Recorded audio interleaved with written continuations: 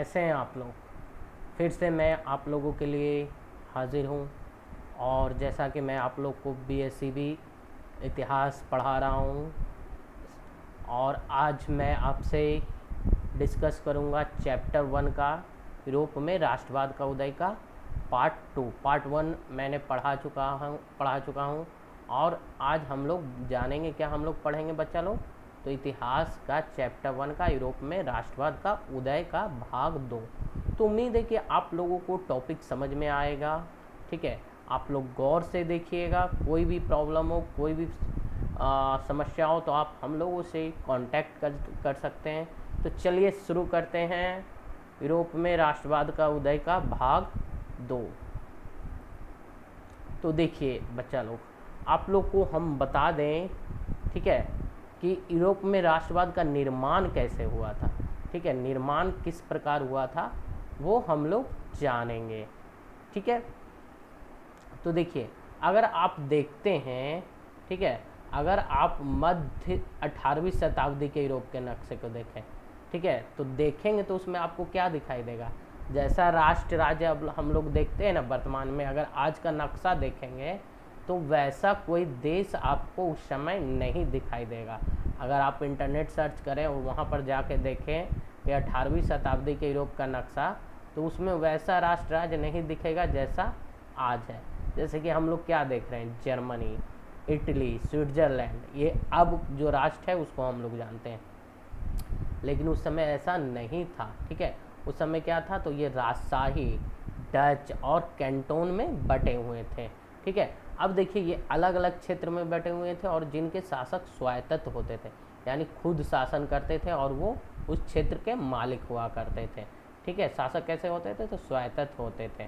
ठीक है, अब देखिए, अगर हम देखते हैं पूर्व और मध्य यूरोप, कौन से यूरोप के बारे में बात कर रहे हैं बच्चा लोग, तो पूर्व और मध्य यूरोप के जो शासन व्यवस्था थी वो किसके अधीन थे, निरंकुश राजतंत्र। अब यहाँ पे बच्चा लोग प्रश्न आता है कि निरंकुश राजतंत्र क्या होता है। ठीक है, तो देखिए, निरंकुश राजतंत्र का अर्थ हुआ वैसा राजा जिस पर कोई अंकुश ना हो, यानी राजा का जैसे मन आ रहा है वैसे शासन व्यवस्था संभाल रहा है। कर लगाना है, कर लगा दिया, प्रजा को परेशान करना है, प्रजा को परेशान किया। ठीक है, यानी लोगों को परेशान करना है, लोगों को परेशान कर रहा है, मतलब जैसे मन वैसे शासन कर रहा है। इसको हम लोग क्या कहें, निरंकुश राजतंत्र। ठीक है, और देखिए, उस समय इन इलाकों में अलग अलग तरह के लोग रहते थे। ठीक है, इनका कोई सामूहिक पहचान या समान संस्कृति का ये खुद को भागीदार नहीं मानते थे। मतलब क्या होता था ना बच्चा लोग, जैसे कोई एक राज्य है और वो अपना साम्राज्य विस्तार करना चाहता है, तो वो क्या करता था कि कमज़ोर राज्य के सीमा पर या उन पर आक्रमण कर लेता था और उसका भौगोलिक रूप से खुद को शामिल कर लेता था। हम यहाँ पे भौगोलिक रूप इसलिए बोल रहे हैं क्योंकि आप किसी के ज़मीन पर कब्जा कर सकते हैं। ठीक है, लेकिन उनका जो सभ्यता है, उनका संस्कृति है, उनका जो कल्चर है, आप उसको अपने जैसा नहीं कर सकते हैं। ठीक है, या तो आप उन पर अत्याचार करेंगे या फिर उनको परेशान करेंगे ज़बरदस्ती आपके कल्चर को मानने के लिए, लेकिन आप उनके कल्चर को ख़त्म नहीं कर सकते हैं। तो जिसके कारण इनका जो, अगर कोई राज्य कब्जा भी कर लेता था तो उनका कोई सामूहिक पहचान नहीं होता था। और ये जो लोग हुआ करते थे वो क्या करते थे, अलग अलग भाषाएं बोलते थे। ठीक है, और ये विभिन्न जातीय समूह के सदस्य थे। अब देखिए बच्चा लोग, आपको उदाहरण से समझना है, तो उदाहरण के तौर पर आप देखिए ऑस्ट्रिया हंगरी। ठीक है, किसके बारे में जानना है, ऑस्ट्रिया हंगरी पर जो शासन करने वाला साम्राज्य था, कौन सा साम्राज्य, तो हैब्सबर्ग साम्राज्य। ठीक है, ये क्या होता था, तो ये अलग अलग क्षेत्र और जनसमूह को जोड़कर बनाया गया था। हैब्सबर्ग साम्राज्य किसको किसको जोड़कर बनाया गया था, अलग अलग क्षेत्र और जनसमूह को। ठीक है, अब देखिए इसमें एल्पस का टिरोल, किसका टिरोल, एल्पस का टिरोल, ऑस्ट्रिया का सडनलैंड इलाकों के साथ साथ बोहेमिया भी शामिल था। ठीक है, तो ये शामिल हुआ करते थे। ठीक है, अब देखिए वहाँ के जो कुलीनबर्ग होता था, ठीक है, कुलीनबर्ग में कौन लोग होते थे, जर्मन भाषा बोलने वाले लोग होते थे। ठीक है, अब देखिए जो हैब्सबर्ग साम्राज्य में थे वो क्या करते थे, तो वो लॉम्बार्डी और क्या कहते हैं, बेंसिया जैसे इतालवी भाषा प्रांत भी इसमें शामिल थे, किसमें, हैम्सबर्ग में। ठीक है, अब देखिए हंगरी के बारे में बात करते हैं। तो हंगरी में जो आधा लोग था वो कौन सा भाषा बोलता था बच्चा लोग, मैग्यार। कौन सा भाषा इन लोग बोलता था, मैग्यार। ठीक है, और बाकी लोग कौन सा बोली, तो बलियो, ठीक है, इस्तेमाल करते थे। वहीं अगर ये अलग अलग आपको क्षेत्र बताया जा रहा है हैम्सबर्ग साम्राज्य का। ठीक है, अब देखिए गल्सिया में कुलीनबर्ग कौन सा भाषा बोलता था, तो पोलिश बोलता था। ठीक है, अब देखिए इसके अलावा हैम्सबर्ग साम्राज्य के सीमा रेखा के भीतर भारी संख्या में खेती करने वाले लोग अधीन अवस्था में, मतलब अधीन अवस्था मतलब गुलामी की अवस्था में रहते थे। जैसे अगर आप उत्तर में जाइए तो उत्तर में बहेमियन, स्लोवाक, कॉर्नियोला में स्लोवाक्स, दक्षिण में क्रिएट तथा पूर्व की तरह ट्रांसवेल्निया में रहने वाले रोमन लोग रहा करते थे। ठीक है, तो ऐसा फर्क क्या होता था, ये तो लोगों के बीच फर्क था। अब देखिए जब किसी क्षेत्र में रहने वाले लोग अलग अलग भाषा, अलग अलग परिवेश, अलग अलग सभ्यता संस्कृति के रहेंगे तो उनमें आपसी लगाव, आपसी प्रेम होने वाला चीज़ संभव ही नहीं है। ठीक है, उनमें राजनीतिक एकता का भी अभाव होता था। ठीक है, तो अब इन लोग कैसे थे, तो इन लोग सिर्फ या तो इनका सम्राट जो राजा होता था उसके प्रति निष्ठा होता था या फिर वो राजा से डरते थे। बस यही दो कारण से ये लोग मतलब कि एक साम्राज्य के भाग हुआ करते थे। उम्मीद है कि बच्चा लोग ये पॉइंट आपको समझ में आया होगा कि यूरोप में राष्ट्रवाद किस तरह से फैला। ठीक है, अब देखिए बच्चा लोग हम लोग बात करेंगे किसके बारे में, तो कुलीनबर्ग और नया मध्य वर्ग। अब देखिए क्या था कुलीनबर्ग और नया मध्य वर्ग।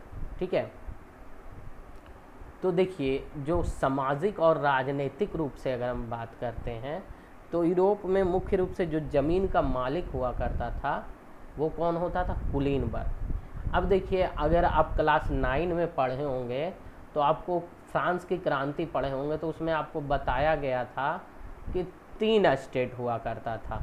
कौन कौन सा state, first state, second state और थर्ड स्टेट। तो बच्चा लोग आपको बताया गया था फर्स्ट स्टेट में कौन आता था, कलर्जी। कलर्जी कौन होते थे, तो जो चर्च या पादरी या चर्च से संबंधित वर्ग के लोग होते थे। अब द्वितीय स्टेट में यानी सेकेंड स्टेट में कौन होता था, नोबेल्स और राजा। ठीक है, यानी नोबेल्स यानी राज दरबार में रहने वाले लोग और राजा का परिवार। ठीक है बच्चा लोग, और देखिए तीसरा स्टेट कौन था, तो तीसरा स्टेट होता था आपका आम आदमी, गरीब, किसान, मजदूर, छोटा व्यापारी, ये सब किसके भाग थे, थर्ड स्टेट के। तो आपको ये बातें तो आपको 9 में समझ में आई होगी। ठीक है, तो अब देखिए उसी से रिलेटेड है, समझना है। ठीक है, उसी से रिलेटेड है, क्या है कि जो सामाजिक और राजनीतिक रूप से आपको पता है कि फर्स्ट स्टेट कौन था, फर्स्ट स्टेट और सेकेंड स्टेट। ठीक है, यानी पादरी और कुलीनबर्ग। ठीक है, तो देखिए सामाजिक और राजनीतिक रूप से जो ज़मीन का मालिक हुआ करता था बच्चा लोग, वो कौन होता था, कुलीनबर्ग। ठीक है, अब ये देखिए यूरोप का सबसे प्रतिभाशाली, ठीक है, ये सबसे प्रतिभाशाली वर्ग था।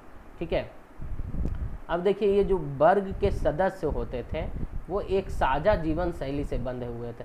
मतलब साझा जीवन शैली मतलब जितने भी कुलीन वर्ग के लोग हैं उनका जीवन शैली एक समान था। ठीक है, चाहे वो किसी भी क्षेत्र में निवास करें, चाहे वो हैम्सबर्ग एम्पायर के अलग अलग भागों में निवास करें या हैम्सबर्ग एम्पायर के बाहर निवास करें।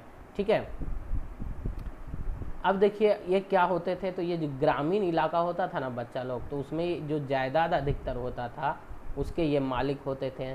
शहर में हवेलियों के मालिक होते थे, मतलब ये पैसे वाले लोग होते थे। ठीक है, अब जो राजनीतिक कार्य होता था तो राजनीतिक कार्य में के लिए ये उच्च वर्ग के लोग कौन सी भाषा का प्रयोग करते थे, फ्रेंच भाषा का। ठीक है, इनका जो परिवार होता था वो आपस में किससे जुड़ा हुआ रहता था, वैवाहिक संबंध से जुड़ा हुआ रहता था। ठीक है बच्चा लोग, आपको समझ में आ रहा होगा कि इनका परिवार किससे जुड़ा रहता था, वैवाहिक संबंध से। ठीक है,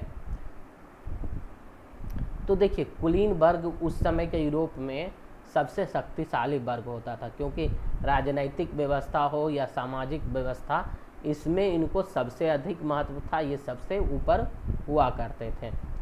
लेकिन कुलीन वर्ग वाले लोग थे, लेकिन इनकी जनसंख्या कम थी, ठीक है। ये संख्या के लिहाज से एक छोटा वर्ग थे, ठीक है। अब जो जनसंख्या के लोग हुआ करते थे वो अधिकतर क्या थे, कृषक थे। अधिकतर जनसंख्या वाले, कुलीन वर्ग की संख्या कम थी और अधिक जनसंख्या वाले लोग कौन थे, वो कृषक हुआ करते थे।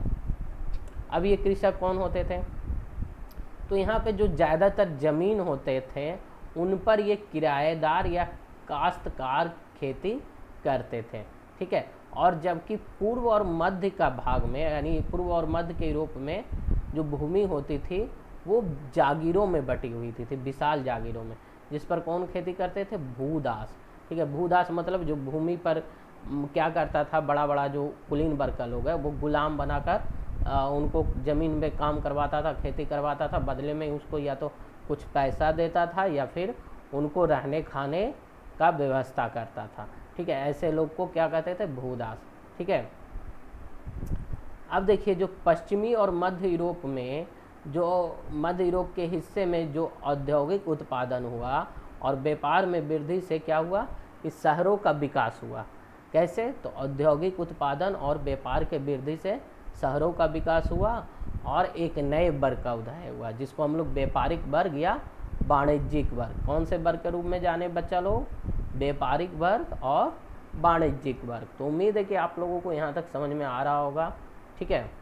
अब देखिए जो वाणिज्यिक वर्ग था, ठीक है, तो इनका अस्तित्व कैसे रहता था, तो इनका अस्तित्व आपको पता है बाजार के उत्पादन पर टिका था, यानी बाजार में जितना ज़्यादा उत्पादन होगा इनका बिजनेस भी उतना अच्छा होगा, ठीक है। जैसे आज भी आप लोग देखते हैं कि बाजार जाते हैं तो आपको कुछ घटता है तो आप खरीदते हैं ना जी, तो उनका बिजनेस कैसे टिकल है, वो उत्पादन हुआ, वो बेचें, आप उससे सामान खरीदें, आपका ज़रूरत पूरा हुआ, अगला को लाभ हुआ, ठीक है।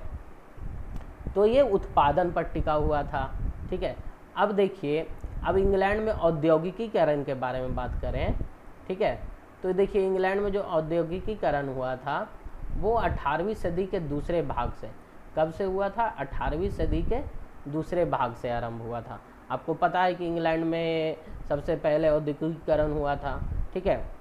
और अगर हम बात करते हैं फ्रांस और जर्मनी में, तो फ्रांस और जर्मनी में ये 19वीं शताब्दी के दौरान हुआ था। कब हुआ था, तो 19वीं शताब्दी के दौरान हुआ था, ठीक है। अब ये जो औद्योगिकीकरण हुआ, ठीक है, अब इसके कारण समाज में नए वर्ग अस्तित्व में आए, ठीक है। अब कौन कौन नए वर्ग आए, तो श्रमिक वर्ग के लोग, ठीक है, यानी जो मजदूरी कर रहे हैं, जो फैक्ट्री में काम कर रहे हैं, वो क्या हो गए, श्रमिक वर्ग के लोग, ठीक है। अब मध्य वर्ग के लोग जो फैक्ट्री के मालिक हैं या जो बिजनेस कर रहे हैं वो क्या हो गए, मध्य वर्ग यानी उद्योगपति, ठीक है। और फिर आपका जो व्यापारी हुआ या जो सामान को बेच रहे हैं, ठीक है, तो वो व्यापारी हुए। सेवा क्षेत्र को जो बड़े बड़े पदों पर काम कर रहे हैं, ठीक है, तो ये सब नए वर्ग का उदय हुआ और यही नए वर्ग के लोगों से बना कौन सा, तो मध्य वर्ग, ठीक है। तो देखिए अगर मध्य और यूरोप, पूर्वी यूरोप के बारे में बात करें तो इनके समूहों का आकार 19वीं सदी के अंतिम दशकों तक कैसा था, छोटा था, ठीक है। अब देखिए अगर कुलीन विशेषाधिकारों की समाप्ति के बाद क्या हुआ था, अब देखिए जो बाद में क्रांति हुआ तो जो उच्च वर्ग के थे उनको विशेषाधिकार मिला हुआ था, तो इनका जब विशेषाधिकार की समाप्ति हुई तो इसके बाद जो शिक्षित और उदारवादी जो मिडिल वर्ग के लोग हुए, ठीक है, मध्य वर्ग के लोग हुए, उनके बीच में राष्ट्रीय एकता के विचार क्या हुए, लोकप्रिय हुए। तो आपको अभी तक समझ में आ गया होगा कि मध्य वर्ग के बारे में क्या हुआ, मध्य वर्ग का उदय का कैसे हुआ। नेक्स्ट डे हम लोग डिस्कस करेंगे नेक्स्ट क्लास में 1815 के बाद का एक नया रूढ़िवाद, ठीक है। तो उम्मीद है कि आप लोगों को अभी तक जो टॉपिक पढ़ाए हैं वो समझ में आया होगा, ठीक है। तो आप लोग रिवीजन कीजिए, अपनी पढ़ाई पर फोकस कीजिए, तब तक आप पढ़ाई पर ध्यान दीजिए। मिलते हैं हम लोग नेक्स्ट क्लास में, और ये हमारा कौन सा पार्ट था, पार्ट 2। अब हम लोग मिलेंगे पार्ट 3 में। तो ठीक है बच्चा लोग, good bye and have a nice day.